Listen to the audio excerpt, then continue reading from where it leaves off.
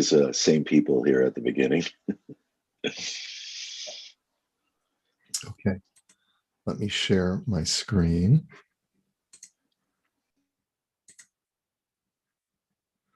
Okay, let's take a look at another tshuva today, another responsum.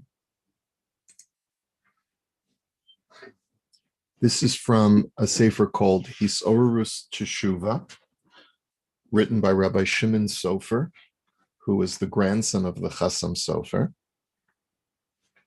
And the she'ela is, and there are a number of tshuvas, a number of responsa in the halachic literature about republishing and reprinting other works. So here the question is, she'ela imutar lahadfis chidushay Torah asher chidei shacher.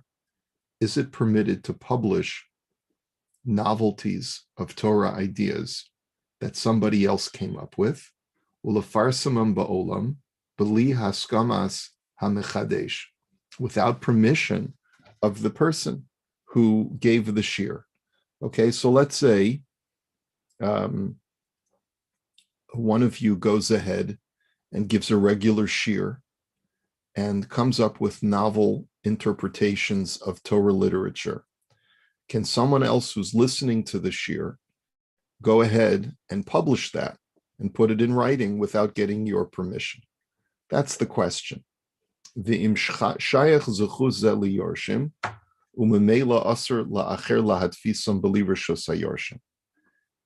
the question is, what about if the person passes away and the heirs of the decedent wish to argue that they have exclusive rights to the novella of the decedent? Do they have a right to make such a claim, to exclude other people from publishing his Chidushay Torah, his novella? So Teshuva b'Choshen Mishpat Siman Reish Ayin Vav Sifav Bahagav Zelashona. So first, let's quote the Shulchan Aruch, which states, "Ein hayorshim yorshim devarim she'ein bahem mamash o tovas hana," that heirs do not inherit any non-tangible items from the decedent. They only inherit tangibles, not non-tangibles. So therefore, if let's say a person before he passed away had certain privileges of access in society or in business, the heirs cannot make a claim of inheritance to prevent other people from competing with them. She'eno mamon, anything that's not that acts actual monetary tangible item. Uveshach sham sifkat and dalet isa, dahainu she'en hayorish yuchal lahotzi tovas hana azumi yaracherim imhu tachas yadam, which means that if other people have taken over that non-tangible right, the heirs do not have a right to sue and say that belonged to our father. And even the person himself, if someone else takes away his right, that's a non-tangible right or a privilege, even the person himself before he dies cannot litigate and successfully against this. Aval im odenu tachas yada o tachas hayorshim pshita de tovas hana'a shalahem. But the Shach then does say that while it's still, if the heirs choose to exercise that non-tangible privilege that the decedent had, then other people don't have a right to take it away from them. It's only that if they do take it away, the heirs cannot litigate, but lechatchila, no one can take it away from them. V'chein hiskimim hashach achavos das, and others agree with the Shach. Aval haktzos hachoshen hiskimim hashalad afilu hu odenu tachas yado ein hayorshim yorshin oso ki ein shayach bahem din Yerusha klal v'havidavar she'ein bo mamish v'chalakodem bo zacha. And others argue with the Shach, and they say that any non-tangible, even lechatchila, other people can go ahead and take it away if they want. V'hinei ledina ein nafkamina ki kol zman shetovas hana biyado o biyad hayoresh pshita she'en yecholin lahotziu miyado. But the Rav Sofer says that from a halachic, from a practical halachic standpoint, the bottom line is that if someone has a non-tangible privilege or a proprietary right, no one can take that away from someone. Keven dehema muchzakim yecholam liton kimli kehashach. Then a person can say, I paskin like the shach, and you have no right to take it away from me. And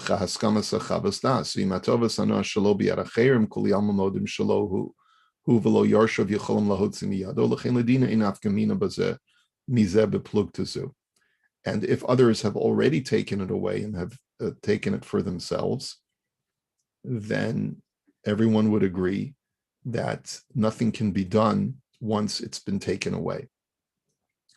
But in the final analysis of Al-Nira Lafi Aniyas Daiti Lafi Mashanifsak Lahalacha Simen Reish Nun Tesiv Zayin Bahaga Shahamatzl Mizuto Shel Yom Hare Elu Shalo Afilu Habal Omid Vitzavach Mikol Mokom Tovi Yoshel Hachzir. We know that there's a halacha, and we learned about this in a previous chapter when we learned about Hashavas Aved, about returning lost objects. We learned that if a person loses an item, but doesn't just lose it in the public domain, but loses it in such a way where he sees the ship sinking, and he knows that he's never going to retrieve it. Remember, we learned about deep sea divers who want to retrieve buried treasure. Halachically, it belongs to anybody, because even though a person knows that where the object is, if it's completely inaccessible to anybody, even if the person is crying over it and wants to retrieve it, the halacha is that anyone is allowed to take it. However, with all of that said, it's still tov v'yasher lahachzir. It's still proper. It's a pious act. It's a virtuous act if you do retrieve it, to return it to its owner. And even though from a halachic standpoint you're not obligated to return these objects, and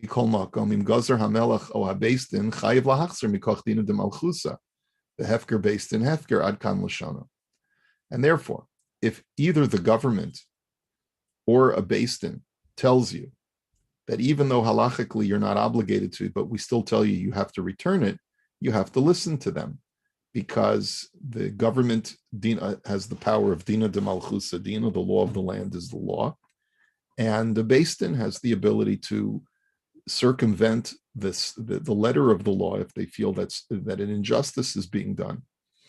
V'nira hagam im chok hamalchus neged hadin Torah, einanu poskim dina de malchusa ki deisa berashba huva bebeis Yosef simin chavav besofo, v'huva berama simin shin samachtes sif yud aleph. And even though we paskin that if the law of the land directly contradicts the laws of the Torah, we don't have to follow the law of the land, but mikol makom im hayosher mechayiv davar zeh mitzad be'asisa hayosher v'hatov, he says, but if the government wishes to do something which we agree also is upright and virtuous, and the only difference between our attitude towards this and the government is that our attitude towards this is that it is only considered virtuous but not obligatory, and the government deems that it to be obligatory, then for sure we have to go according to the law of the land.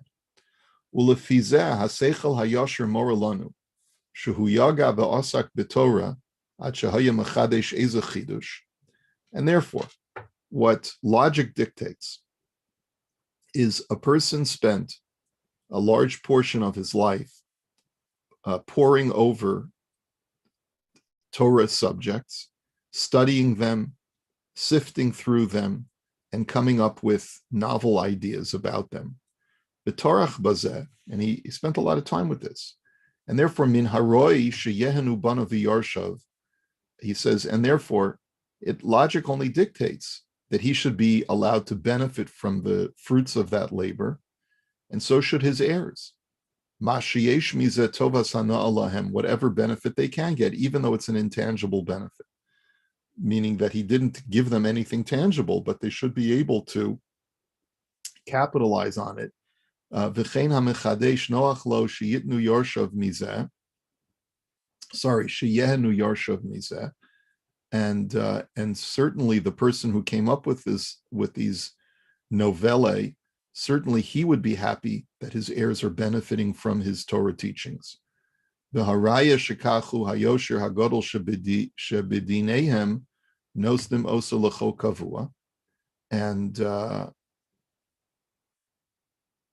the proof of this is the haraya shekachu hayosher hagodol shebidinehem nosdim osa lecho kavua, is that the government in the land that you live takes that which we know to be a virtuous, logical thing to do, and they make it into law.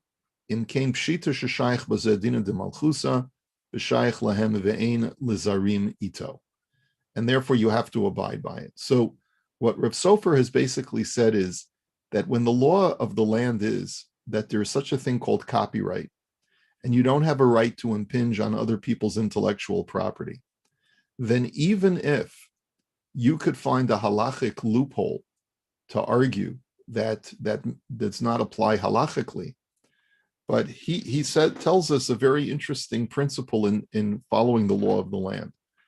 Even if the law of the land does not obligates you to do something that Jewish law would not obligate you to do, but if it only makes sense, the law of the land, if it's considered to be a virtuous thing to do in Judaism anyway, then certainly you have to follow the law of the land. And if the law of the land says that you cannot take someone else's copyrighted material or intellectual property, and you should leave it for their heirs and let them capitalize off of it, even though you might find a loophole in halacha that says that intellectual property is not something that can be transferred to heirs, you still have to honor the law of the land. Now, if you take a look, there's a short snippet from the Beis Yitzchak, and this Beis Yitzchak was from the 19th century also, Rabbi Yitzchak Yehuda Shmelkis from Galicia. And what he writes is, Amna mitzadina de malchusa, asur b'medina seinu lahadfis. He says, again, he's being asked the same question. Someone has intellectual property, you want to be able to publish it, but the government does not allow you to do so.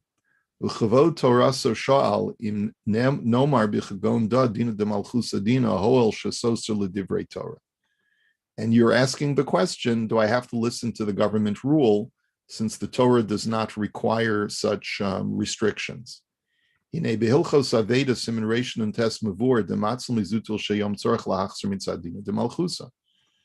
brings the exact same principle that Rabbi Sofer brought, which is that we know that when a person is saving an object from let's say a sunken ship, the halacha does not require you to return it.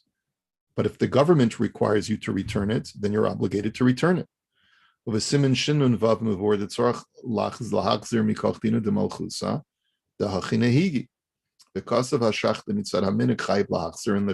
concurs with that. And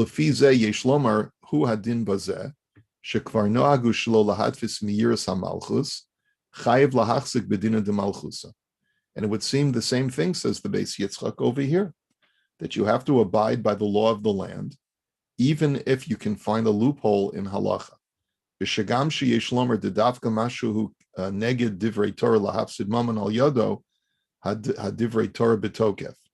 He says, when do we say that we don't have to listen to the law of the land?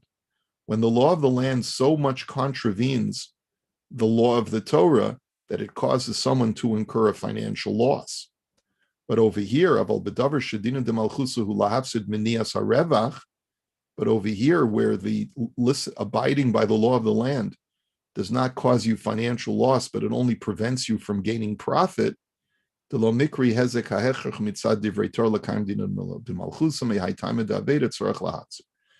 you do have to abide by the law of the land.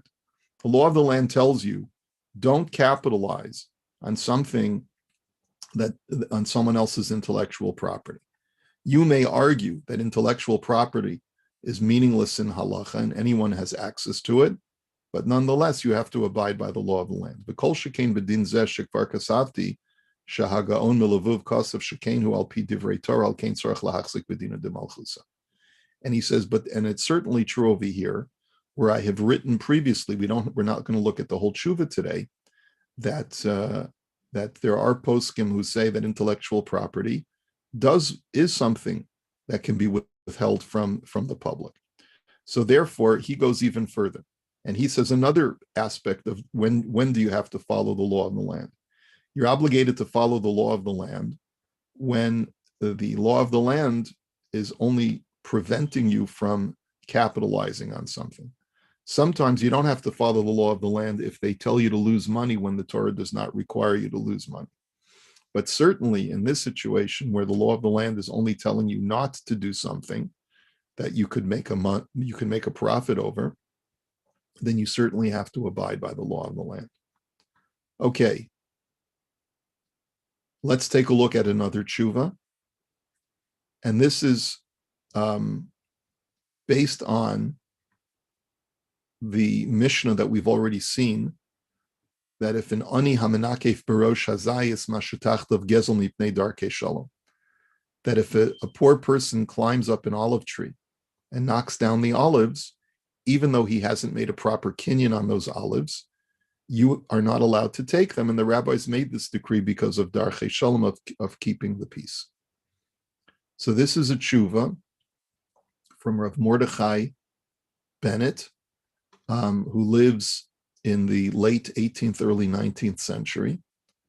And he writes as follows. Acharei divrei shalom kvod Torah mimeni bikesh lechavos dei al das ha-machzorim chadashim shehotzian laor olam hachacham hashalim orenu v'rabenu harav Wolf Redelheim Nero Yoyer. Okay, there was a question that was brought to my attention. There's a new machzor that is being published by a very famous German publisher. His name was Wolf Redelheim, or is also known from the place, he's also known as Wolf Heidenheim. Those two names are synonymous because I think one was his family name and one was where he actually lived. This, by the way, this publication of both the Machzor and the Chumash, known as the Redelheim or the Heidenheim Chumash, became the basis for the Koran's publishing of the Chumash as well, because it was considered to be, from the late 18th, early 19th century, the most authoritative edition of liturgy and biblical text, because the publisher was an extremely punctilious individual who went and compared multiple different manuscripts. And that's why the Koran Chumash and the Koran Siddur based itself on this Wolf Heidenheim. V'yesh ito haskamos migaone eretz u'gedolei hador shelo yasigu acherim gevulo meshech chafhei shanim. That basically in the introduction to this new machzor, he has placed an announcement that no one can take his intellectual property for a period of 25 years. Ve'ata hamatfisim b'divrei Torah hechilu la'ashos l'kovim b'defus u'chvar gamru miktzos chalakim u'bal korcho shel hamadfis hanal ikvu aleihen b'koach hacharomim charmei gavoa hanal. And now that other people have started to copy his version of the Machzor, and they've already put it into the printing press, this Wolf Redelheim is trying to stop them based on what he published at the opening of his Machzor. Uchvar chasru hamatfisim bidas atzmam, I think, or I'm not sure what that abbreviation is, l'ratzo, so some biritzei kesef elohis ashtu aleihem v'hagon hamuflag af based in the Kehila Kedosha Kempna, Sided Bischus Hamatfisim, Shebekila Kedosha, Machma Shekvar Nigmeru Eza Chalakim Ve'ahefsid Meruba. So there's now a litigation going on. They try to pay off Rabbi this Wolf Redelheim, but he refused to take compensation and he wants to stop them from moving forward. And a certain Rav in a certain community paskin that they can continue based on the fact that they've already published a few volumes already, and it would cause them a huge financial loss if they were obligated to stop. Or it's on kavod Torah Saleda Gam Haniralanias Daiti, and you're writing to me to find out what I think. Ve'emes hadavar ki ein darchi lahoros ba'asra delavdidi, and I have to first open up by saying that I have no right to paskin a shaila that is not in my locality. B'shagam b'medinaschem sham v'asmuchim lachem yoshvim al kisos rabbanim muflagim esonei eretz, especially because where you live, you have great rabbis who are quite capable unto themselves. Asher mehem teitzei Torah mitzuraf. He's speaking in flowery prose about them, saying that their Torah can guide you. Shani kashal koch u'merira yomi kedevei lachmi. He says I'm inadequate in comparison to them. Ach mipnei asei dekavod haTorah l'man kvodo et odeid lahashiv be'ezras Hashem. But out of respect for you, I will still let you know what I think. And I'm skipping through a little bit of the tshuva. And he says later on, V'lichora yesh lilmod midin ani hamenakev, di bishvil de katorach havale gezel mipnei darkei shalom. Lenidon didan.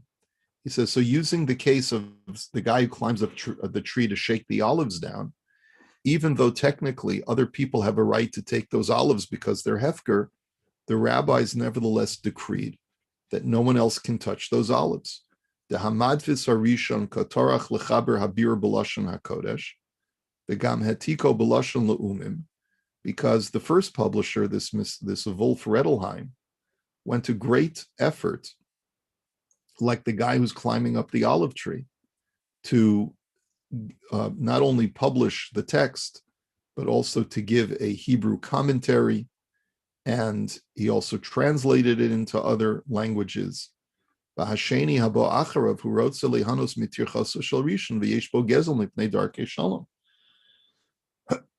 second publisher wants to take all of that intellectual property that this guy put in so much effort to, and it would seem because of Darkei Shalom, because of the ways of peace, we should place a ban on it. Ach be'emez ze'eno. He says, but the truth is that they're not really analogous. He says, "De ba'ani hamanakev rotza hasheni likach oso dover atzmo shetarach bo harishon." He says, because in the case of the olives, the first person climbed up the tree to get those very same olives, and someone else is taking those very same finite amount of olives. V'chein ba'ani hamahapich b'charara uvera'a. I'm not sure what this abbreviation is. B'cholelu notel oso davar atzmo. He says, and the same thing with ani hamahapich b'charara, where an ani is prospecting on a pile of garbage. The reason why we say that no one else can take it is because you're taking away a finite, tangible object from the first person. Avolkan b'hatfasas asfarim enu notel mimenu osor davar ba'atzmo elohu madfis mishalo. He says, but in this case, taking someone else's intellectual property, you're not taking the finite object from him, but what you are doing is v'rak hakonim shel harishon konim me hasheni. But the people who could have purchased from the first person will now purchase the same object from the second person, but it's not the same object. He's replicating the first object. He's not taking the original object. So the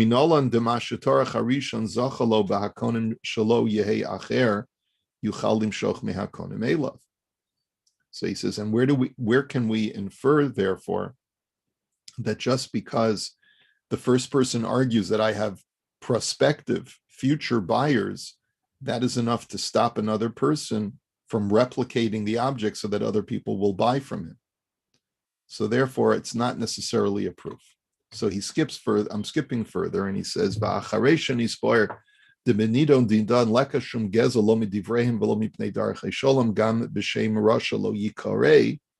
he says, and therefore, now that I've clarified that there's no theft involved, there's no darchei shalom involved, you're not called a Russia for taking someone's intellectual property. Lomi bayed l'Rabbeinu tam desfirle de v'metzia lo mikri Russia b'marshal de beiko revach nikar havalei kemetzia v'kan gam kein havalei revach nikar lahasheni. He says, well, without going into the whole machlokus here, machlokus Rabbeinu Tam and Rashi, he says, but this is all usser only when you're taking the original object from the first person, but not in our case over here. He says, "V'nira shahagaonim amdu al das bali umnus hadefus denichalahu bekach lemigzar becherim al acherim v'sheyishaer hazuchus larishon dechihechi deim yudfasu gam haacherim gam ken yishar lahem zuchus v'havale kedugma." He says, and therefore it seems that the rabbis of your locale know well the publishing business, and they allowed this original cherem, this original prohibition of 25 years to prevent other people from publishing this machzor, and that the first person has the rights. He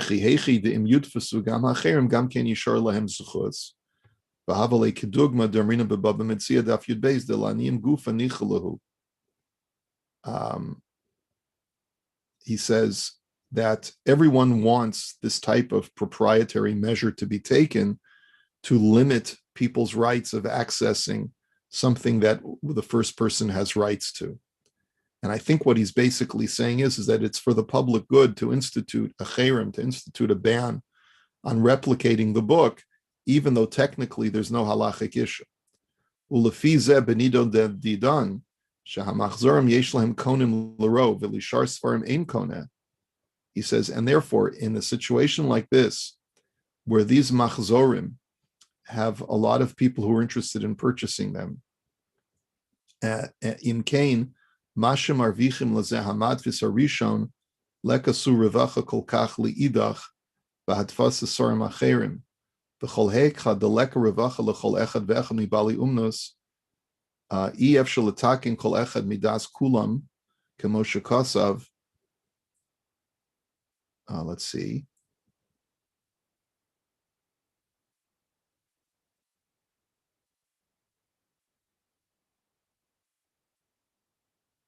He basically says that if we were not to place any restrictions at all, then what would ultimately happen is that people would stop publishing Sfarim, because people would feel, and I think we saw this before, we had seen Rav Gestetner quote this Rav Mordechai Bennett in a previous tshuva, where he was talking about the whole idea of unfair competition, that even though technically we cannot stop another yeshiva from opening up, but if they're capitalizing off of the first person's efforts, then when people see this, they're not going to want to open up other yeshivas, because they'll invest so much into this effort, and then ultimately they'll realize that anyone can come along and take away they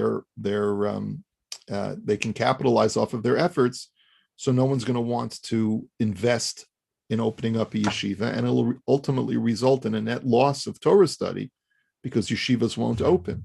And the same thing he says is true over here, that if we don't limit the ability for people to just take someone else's intellectual property, no one's going to want to publish books anymore. It's like he says at the very last, he says, "V'im yesh lachos sheyitvesu kol ish v'ish kiritzono yimna'u atzmam militfos klal," that people are not going to want to publish books at all anymore. Umipnei chashash pseida, because they will always be worried that there's going to be a loss of money. Va'yidei hacherem lo yimna'u. He says, but based on the ban for 25 years, people will not stop. But his conclusion is that this is a measure that is meta halachic. In other words, it goes above and beyond the letter of the law. So therefore, the rabbis of the place do have a right to place, let's say, a certain number of years ban until the original publisher can recoup his losses. But beyond that period of time, they do not have a right to stop anyone from publishing that. Now, this is decidedly different from a number of other poskim, and we're going to see those in just a minute. We'll do one more tshuva we'll do tomorrow from Rabbi Avraham Yaakov Cohen, who's a contemporary posek today, and we'll take a look at that tomorrow. Okay.